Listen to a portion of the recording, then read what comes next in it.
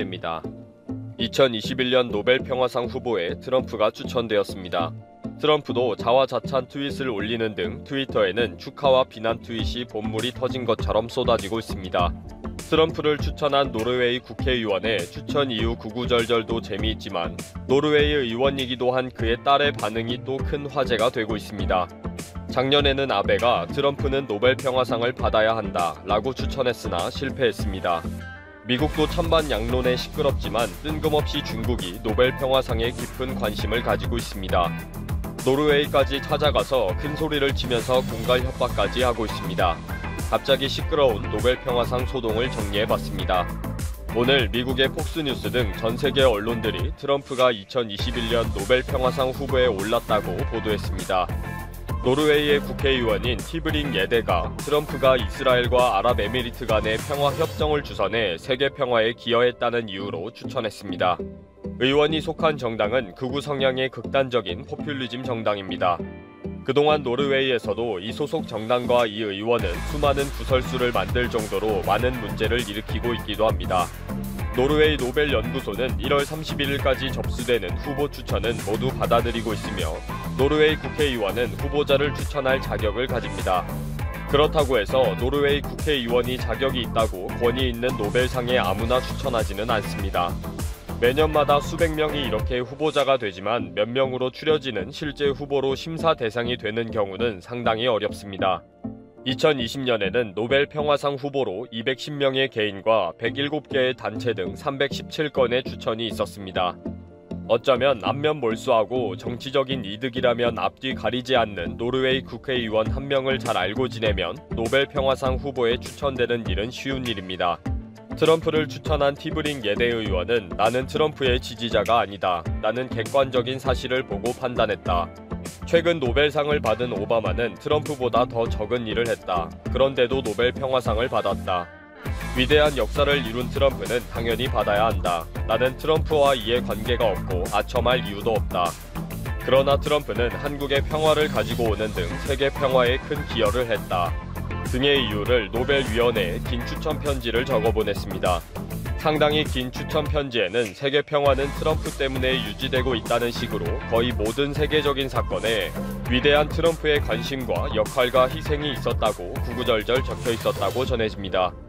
티브링 예데 의원은 지난 2018년에는 트럼프가 김정은과 싱가포르 정상회담을 해서 세계 평화에 기여했다 라고 해서 노벨 평화상에 추천하기도 했습니다. 2019년에는 일본의 아베가 북미 정상회담 등 한반도 평화를 위해 노력했다는 이유로 노벨 평화상에 트럼프를 추천하기도 했고요. 작년 9월에 트럼프는 유엔에서 노벨상 선정위원회가 공정하다면 나는 반드시 노벨상을 받을 것이다 라고 큰 소리를 쳤습니다. 물론 결과적으로 트럼프는 노벨 평화상을 수상하지 못했습니다. 2021년 노벨 평화상은 내년 10월에 발표가 될 예정입니다. 트럼프는 뉴욕포스트의 기사를 링크하면서 트럼프가 노벨 평화상에 추천받았다 라고 자랑했습니다. 또 트럼프는 예루살렘 포스트의 보도를 인용하면서 땡큐라고 인사 트윗을 하면서 들떠있을 정도로 행복해하고 있습니다. 이런 트럼프의 트윗에 축하 트윗과 비웃는 트윗이 올라오는 등 미국인들의 반응은 뜨겁습니다. 물론 트럼프의 지지자들은 오늘도 트럼프의 노벨 평화상 후보 추천 소식을 전하기 바쁩니다. 자랑스러운 우리 대통령이 추천을 받았다 라면서 언론들의 기사를 링크하고 있습니다. 그러나 트럼프를 반대하는 사람들은 극우 정치인 아첨꾼이 트럼프를 추천했지만 트럼프는 상을 받지 못할 것이다. 트럼프는 너무 많은 갈등을 일으켰다. 이란과의 전쟁, 무능한 무역전쟁, 흑인 시위 방치 및 조장, 분열적인 국내 통치, C19를 방치해서 수많은 사망자가 나온 것들. 이 추천은 그동안 상을 수상한 사람들에 대한 모독이다. 요즘 노벨 평화상이 세일 중이냐? 나는 우리 집 고양이를 위해 하나 사고 싶다. 히틀러도 노벨 평화상에 추천된 적이 있다. 우리 할머니도 나를 추천했습니다. 이렇게 정말 많은 사람들이 이 소식에 분노를 하고 있습니다. 그렇다면 과연 트럼프가 노벨 평화상을 받을 수 있을까요? 그러나 현재로는 홍콩 시위대가 2021년 노벨 평화상을 받을 가능성이 높다는 예측이 있습니다. 지난 1년 동안 홍콩 시위대가 민주주의를 위해 가장 격렬한 투쟁을 했기 때문입니다. 가장 강압적이고 난폭한 중국 정부와 홍콩 경찰을 대상으로 많은 피해를 입고 투옥을 하면서 투쟁한 공로는 충분히 노벨 평화상을 받을 만하다고 인정받고 있습니다. 그러나 유럽을 방문 중인 왕이 중국 외교부장은 만약에 홍콩 시위대에게 노벨 평화상이 수여될 경우에는 그냥 있지 않을 것이다. 홍콩 시위대에 노벨 평화상을 수여하는 것은 중국의 내정에 간섭하는 것이다. 노벨 평화상을 정치적으로 활용하면 안 된다 라고 주장을 했습니다. 중국의 인권과 민주주의에 대항하는 어떠한 시도도 하면 절대 그냥 두지 않겠다는 것입니다. 지난 2010년 노르웨이 노벨위원회가 중국의 반체제 인사 루샤오보에게 노벨 평화상을 수여했으며 이로 인해서 양국 관계가 경색된 적이 있습니다. 지금 중국은 전 세계를 다니면서 화웨이를 구입하지 않으면 가만두지 않겠다.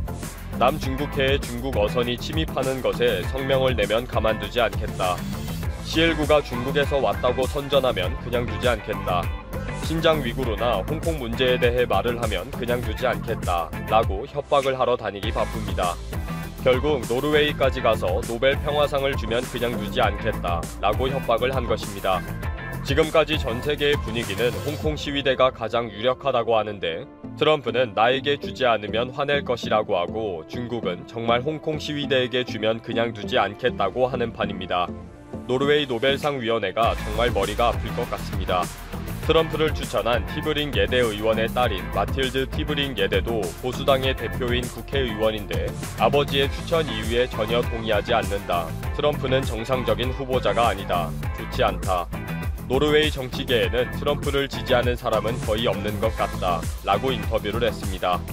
마틸드 의원은 노르웨이와 미국 언론과의 인터뷰를 통해 트럼프는 절대 노벨 평화상을 수상할 수 있는 자격이 없다 라면서 강력한 비난을 퍼부었습니다.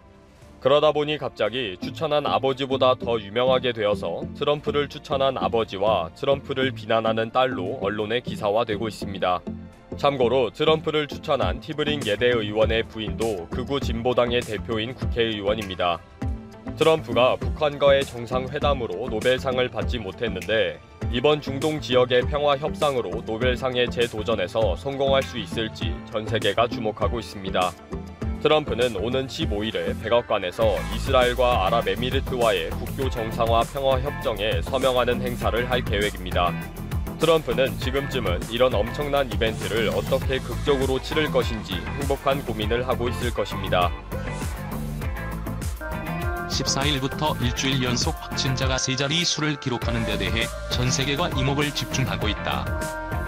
최근 일주일 동안 한국의 신규 확진자는 14일 103명, 15일 166명, 16일 279명, 17일 197명, 18일 246명, 19일 297명, 20일 288명, 21일 324명으로 총 1900명이다. 정부는 사회적 거리두기 격상을 고려 중이다. 하루 평균 238명에 달한다. 도널드 트럼프 미국 대통령은 19일 한국의 재확산 상황을 언급했다. 미국 내에서 트럼프 행정부의 코로나19 대응 관련 비판이 커지자 방역 모범국으로 꼽혔던 한국의 최근 확산세를 걸고 넘어진 것으로 분석된다. 그들은 아주 큰 발병 상황을 맞았다. 그는 여러분은 한국이 잘하고 있는 것을 봐왔다. 그러나 그 문제를 해결할 수 있을 것이라고 말했다. 이어 우리는 모두 경계심을 유지하고 극도로 조심해야 한다고 강조했다. 20일에 트럼프 대통령은 한 발 더 나아갔다. 그는 코로나 모범 방역국으로 꼽혀왔던 한국과 뉴질랜드를 언급하며 끝났다. 큰 발병이 있었다고 깎아내린 것이다. 트럼프 대통령은 이날 펜실베이니아주 올드포지에서 한 연설에서 코로나 사태 대응에 대해 말하는 와중에 다른 나라하고 비교하는 것을 좋아하는 이들이 있다. 트럼프 대통령은 그러면서 뉴질랜드? 거긴 끝났다. 그들은 뉴질랜드에 대해 말한다며 운을 뗐다. 이어 손동작을 크게 하며 한국? 끝났다. 대규모 발병이 어제 있었다고 말했다. 사실상 자신의 코로나19 대응 성과를 강조하려는 의도로 해석된다. 어제 큰 발병이 있었다고 말했다.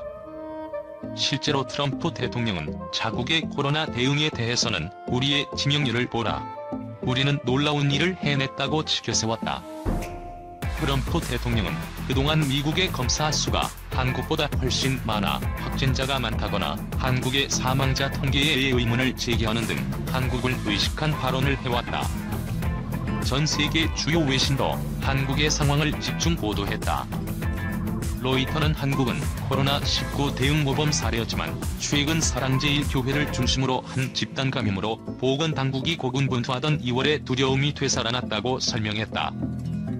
파이낸셜 타임스는 한국은 첨단 추적 시스템 등으로 국제적 찬사를 받았다면서도 최근 한국의 상황은 효율적 코로나19 대응 시스템을 갖춘 나라에서도 재확산 위험이 계속해서 제기될 수 있다는 것을 의미한다고 강조했다. 미국 공영 라디오 방송 역시 훌륭한 코로나19 대응으로 국제적 찬사를 얻은 한국이 몇 달 후인 지금 극적 반전을 보여주고 있다며 한국은 3월 이후도 다른 대규모 발병 직전에 있을 수도 있다고 보도했다. 한편 빌 게이츠 마이크로소프트 창업자는 18일 공개된 한 시사주간지와의 영상 인터뷰에서 어느 국가가 코로나19 대응을 잘했냐는 질문에 제일 먼저 한국을 꼽으며 엄중한 접촉 차단 등을 통해 희생자 수를 매우 낮게 유지했다고 말했다.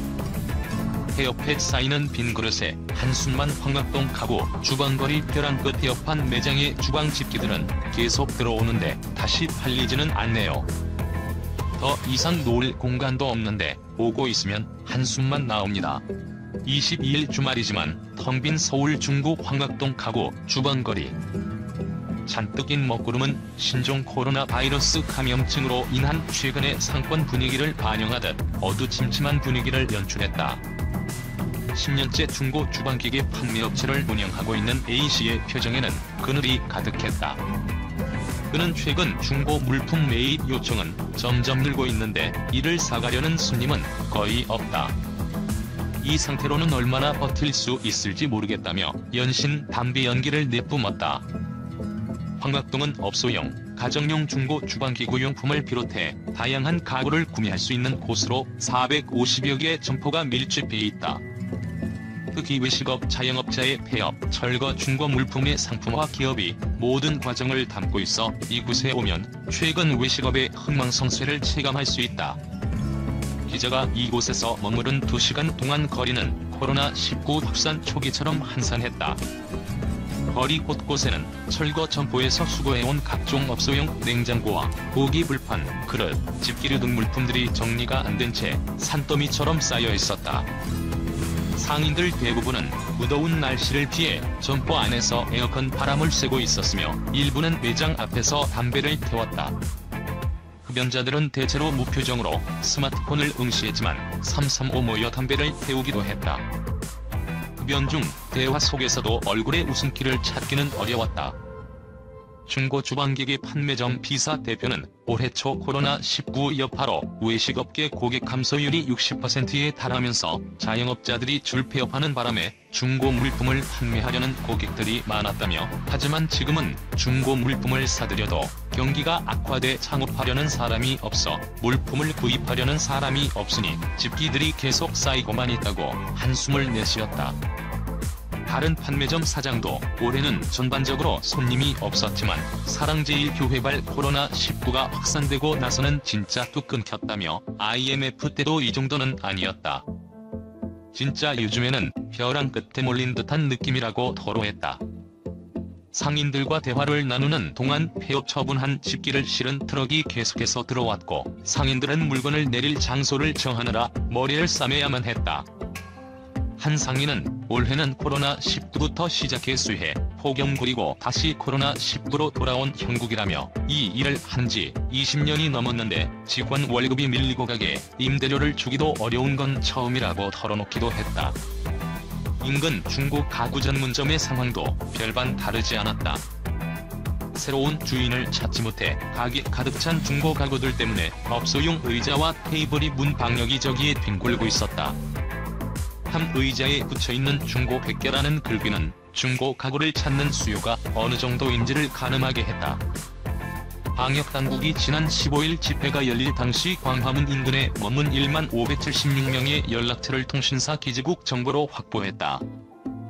전국으로 빠르게 확산되고 있는 신종 코로나 바이러스 감염증 감염 고리를 찾아내는 것이 시급한 가운데 서울시는 이들에게 코로나19 진단 검사를 권고하고 전수 연락도 진행할 예정이다.